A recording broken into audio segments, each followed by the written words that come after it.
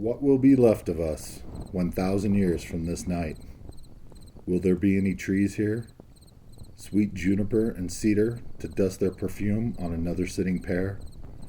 Not these, maybe, that lend themselves to our warmth, but their grandchildren or great-grandchildren, grown perhaps a little taller.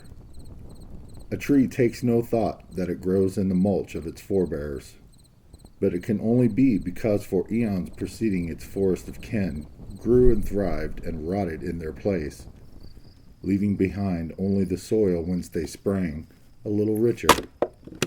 A tree does not know this, does not know that it, too, will play this part, will nourish its children with its very elements until fire or blight or men end its line. I remember my grandfather, but not well. It is not given to boys to remember things as they should.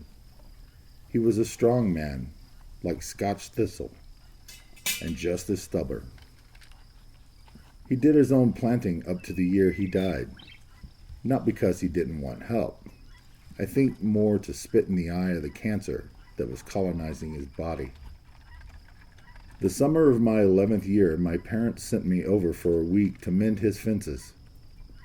I had to walk every perimeter of the barley and alfalfa plots with a hammer and a bucket of half-inch staples to reattach any wire that had come loose in the winter.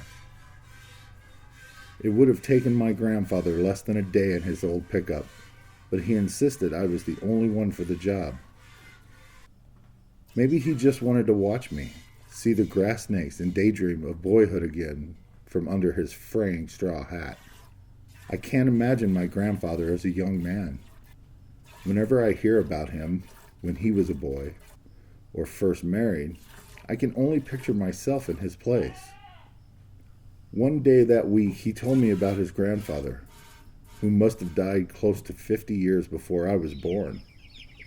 He and his sweetheart were some of the first people to settle here in the country.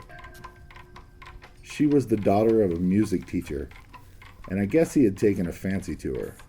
One day he rode down off the mountain on his black mare to call. She was in the yard hanging the wash. He asked her if she would mind much going for a ride with him. She said she wouldn't, only she had to get the wash up first. So he got down off his horse, and the two of them hung it up in no time. Only they never went for that ride. Though it didn't happen to him, that, somehow, is the closest memory I have of my grandfather. And as it is for me every time I think of it, so it must have been for him.